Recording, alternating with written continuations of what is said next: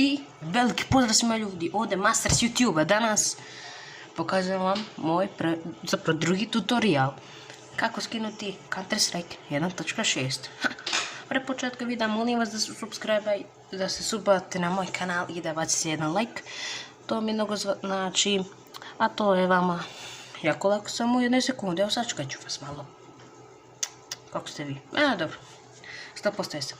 Ako ovaj video pređe bar 10 lajkova, radim kako skinuti GTA San Andreas na kompjuter samo 680 megabita. Pa hajde krenemo u video. Prvo, morate da ukucate ovo, rampage.us.it i prebacit će vas na ovu stranicu. Nemate bilo koji Counter-Strike. Ako imate torrent, idete download CS 1.6 torrent, ako nećete idete download CS 1.6 setup. Pa ja ću da idem na setup.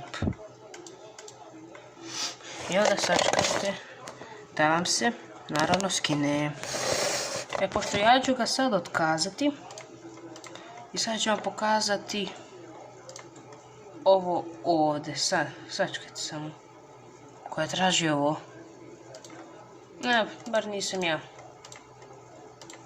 Aha, dobro. Ovo je nešto pogrešno. Gledajte sad.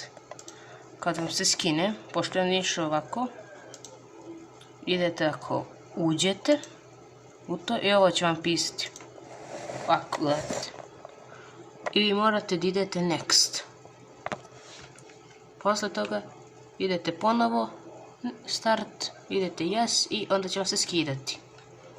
Pa kad vam se skine do kraja, samo se idete next, prihvatite i imate svoj Counter-Strike. Dokaz da radi. Imate ovdje, joj ne, ponovno sam pogriješio. Pošto ja imam Counter-Strike. Imam čak i PES 13, 11 i GTA. Enter. Možda ga ne mogu sad naći. Ali brzo, jednostavno je. Counter-Strike može na svaki zapravo računar. Ako treba, može na Windows 98. Tako da hvala što ste vidjeli ovaj video. Nadam se da vam se svideo. Vidimo se vrlo uskoro. Bacite like i subscribe. I sad, pozdrav! Like i sub. I zapratite Magnus Arena.